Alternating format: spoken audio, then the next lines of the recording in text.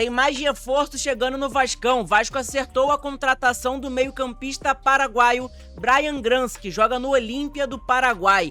E o cria da base do Vasco, Figueiredo, foi vendido ao Alverca de Portugal. E a polêmica do lance do pênalti no jogo de ontem contra o Botafogo tá repercutindo na internet e o Thiago Leifert falou sobre essa situação. Se você não me conhece, meu nome é João, vou pedir para você se inscrever aqui no nosso canal e também clicar no botão do like. Vamos tentar chegar nesse vídeo pelo menos a 150 likes. Dá essa moral pra gente que é muito importante. Clica no botão de hypar. Falta menos de 50 inscritos pra gente poder chegar à nossa meta de 12 mil inscritos no nosso canal, beleza? Agora vamos para as informações porque tem muita coisa pra gente poder falar nesse vídeo e reagir também ao vídeo do Thiago Leifert.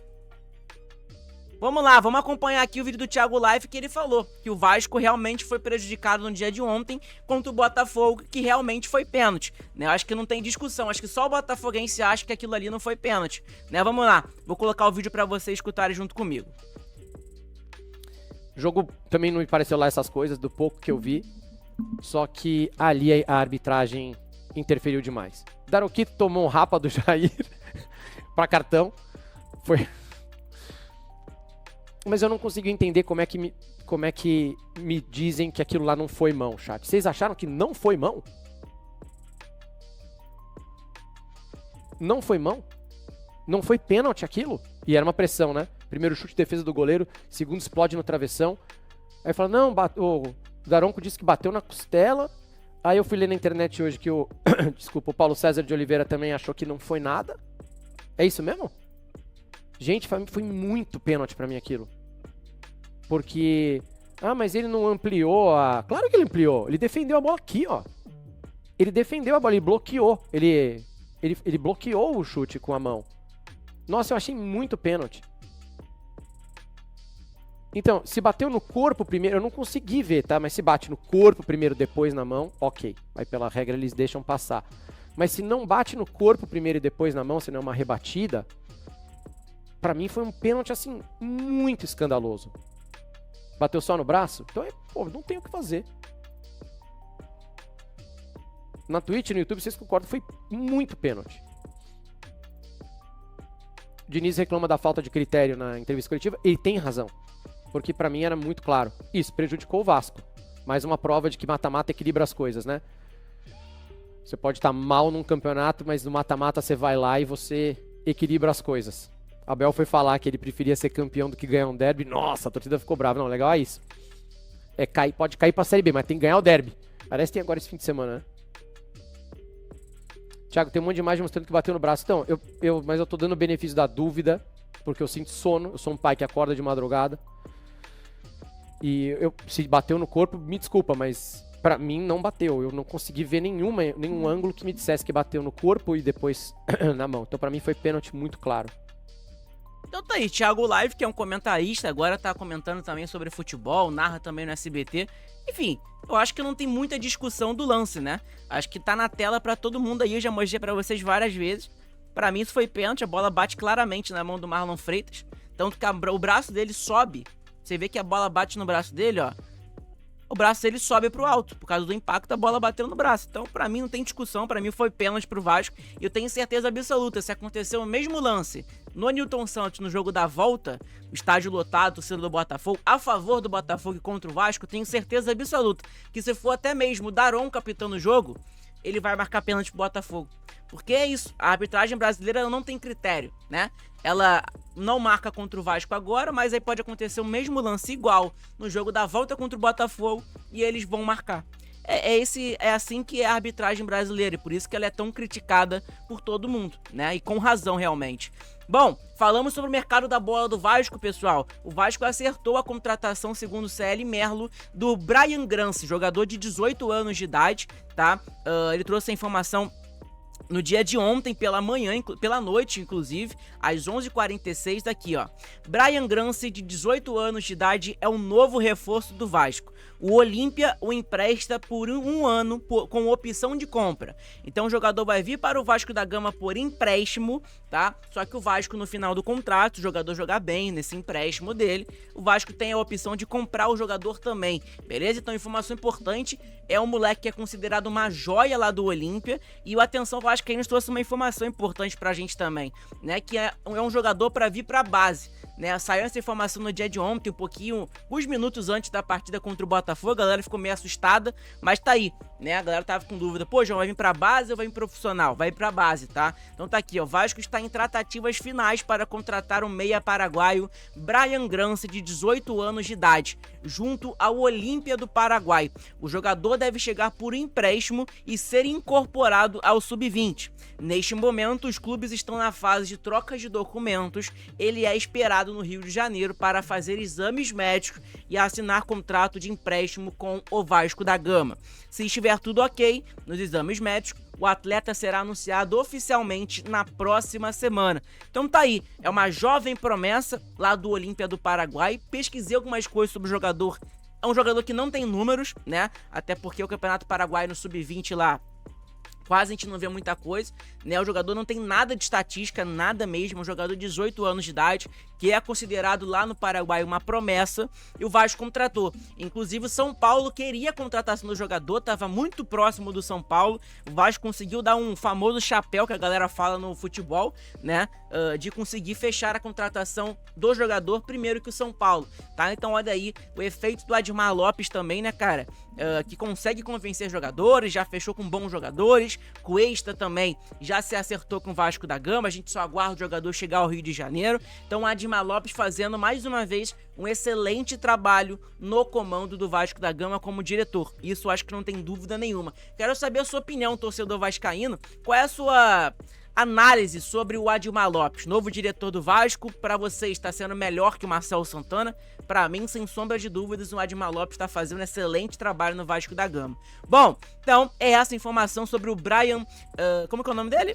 Bryan Granci, jogador de 18 anos de idade. A galera pediu pra comentar um pouco sobre ele. Tá aí a informação que tem, é de que realmente o jogador vai ser o novo reforço do Vasco da Gama, mas vai chegar pro Sub-20. Pode ser que no Sub-20 ele se destaque e suba pro profissional, né? Ele é um meio campista, pra quem também tá perguntando, ok? Por mais ser jogador alto, ele é um meio campista, beleza? Bom, uma outra informação, pessoal, é sobre o cria da base do Vasco, Figueiredo, né? O Figueiredo, ele foi vendido do Vasco da Gama ao Alverca de Portugal, né? O jogador estava emprestado do Vasco ao América Mineiro, inclusive estava jogando bem no América, fazendo alguns gols importantes, por mais que o América não tá tão bem na tabela do Campeonato Brasileiro Série B, o Figueiredo estava sendo um jogador que estava sendo importante lá.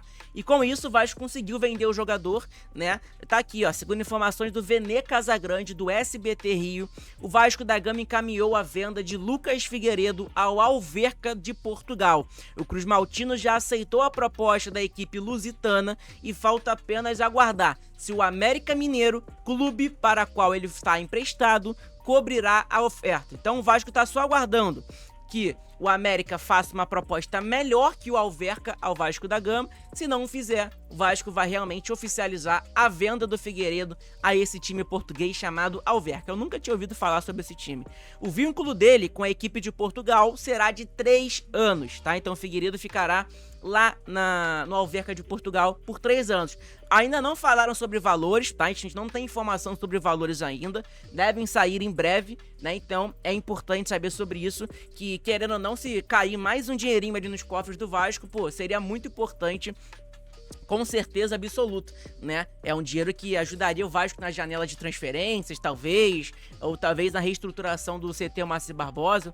Isso é muito importante, querendo ou não, e a gente sabe que agora também a gente tem um diretor que sabe trabalhar realmente, né? Diferentemente do Marcelo Santana, que só fazia besteira após besteira, né? Teve 2 janelas de transferências e não conseguiu contratar bons jogadores, só acertou em 2 jogadores, Tietê e Nuno. Tirando isso, cara, errou em tudo e gastou milhões de reais. O Admar Lopes, em pouco tempo, em uma janela, o Admar Lopes está fazendo uma janela de transferências muito, muito melhor do que propriamente Marcelo Santana em 2, né? É importante falar sobre isso. E sobre o mercado da bola do Vasco, eu trouxe um vídeo pela manhã para quem não assistiu lá, que o Vasco acertou a contratação do Carlos Cuesta, né, segundo informações do Globo Esporte, e agora também tem informação do CL Merlo, que é o mesmo jornalista que trouxe informação do próprio Bryan Grança, né, o jogador paraguaio. Tá aqui, a informação do CL Merlo sobre o Carlos Cuesta é que o Vasco chegou a um acordo verbal para a contratação do zagueiro colombiano. O jogador chegará do Galatasaray por empréstimo de 1 ano. Então, o Cuesta ele vai vir para o Vasco da Gama, pessoal, até o final de 2026. Ele vai ter contrato com o Vasco de empréstimo. Se ele jogar bem, se ele se destacar, aí o Vasco tem uma opção de compra também no contrato, que é de 6 milhões de dólares, tá? Então, o Vasco aí pode, querendo ou não, comprar o jogador, caso o jogador se destaque aqui no Vasco da Gama. E parabéns ao Admar Lopes, mais um excelente trabalho dele no comando técnico do Vasco da Gama, como diretor. Cara, excelente negócio, era um jogador que o Vasco estava querendo comprar, né, e o Vasco conseguiu realmente acertar oficialmente a contratação do jogador sem comprar, né, e aí, pô, com uma opção de compra ainda no fim de contrato, no empréstimo dele, com o Vasco tendo a opção de comprar o jogador em definitivo. Então, cara, excelente negócio do Admar Lopes, diretor do Vasco da Gama, beleza? Então, cara, eu acho que é mais ou menos essas informações por agora pela tarde. Eu acho que fica polêmica pra vocês aí, né, sobre o pênalti, se foi pênalti ou não foi. Pra mim, não tem discussão alguma. Pra mim, foi pênalti, a bola bateu claramente no braço do Marlon Freitas. E o engraçado é que eu vejo muito botafoguense ainda falando que não foi pênalti, né? O botafoguense, ele passou 2 últimos anos aí agora reclamando de arbitragem contra o Palmeiras, contra não sei quem, toda hora reclamava de arbitragem. E aí agora, quando é contra eles, né, eles não assumem que realmente foi pênalti, não assumem o erro da arbitragem. Alguns assumiram, alguns foram corretos e assumiram. Agora outros não conseguem, né, enxergar que realmente foi um erro da arbitragem do Daronco, mais uma vez. É complicado, né? O Daronco, ele sempre vem apitando jogos, não só do Vasco, vem prejudicando equipes, e o cara nunca é suspenso, o cara nunca é banido, nada do tipo, e por isso que a arbitragem brasileira, ela continua essa besteira que é. Erra toda hora, erra um jogo, aí o árbitro fica punido por um jogo. Aí no outro ele vai, faz besteira de novo. Então por isso que o futebol brasileiro, ele não evolui nesse quesito de arbitragem, né? Eu acho que é mais ou menos isso, e eu concordo plenamente com o Thiago Life. Pra mim foi totalmente pênalti. Pra mim a bola bate na mão do Marlon Freitas, e portanto que você vê que o braço dele, ele sobe quando a bola bate. Então pra mim não tem discussão nenhuma. Quero saber a opinião de você, torcedor vascaíno, se foi pênalti ou não foi pênalti. Cara, pra mim foi pênalti, e eu tô junto com o Thiago Leifert aí, né, que tá comentando também sobre o Vasco, tem um carinho enorme pelo Vasco da Gama também. Enfim, pessoal, é isso o vídeo de hoje, espero que vocês tenham gostado, deixa seu like, se inscreve aqui no nosso canal que é muito importante. Falta bem pouco pra gente poder chegar à nossa meta de 12 mil inscritos, então, cara, clica no botão aí de se inscrever, deixa seu like na nossa live, nas nossas lives que a gente for fazer, nos nossos vídeos também, e hype aí também, clica no botão de hypar. Se você tá assistindo pelo telefone, na tela vertical, você, cara, vai ver aqui, ó, comentários, você arrasta pro lado que você vai ter o botão assim, ó, hypar. Clica nesse botão de hypar e, cara, vai ser muito importante, você vai ajudar o conteúdo a ser divulgado para mais pessoas. Não esquece também de virar membro, a partir de R$2 você consegue virar membro do canal, e também ajudar a gente se quiser um live pix, tem aqui em cima, QR Code, e seja o que for, beleza? Amanhã estamos de volta junto com vocês, com o nosso vídeo pela manhã, pelas 7h30 da manhã, 8 horas por ali sai o nosso outro vídeo pela manhã, beleza? Tamo junto, abraço a todos, fiquem todos com Deus, saudações vascaínas, deixa o like, se inscreve e hype esse vídeo. Abraço a todos, fiquem todos com Deus.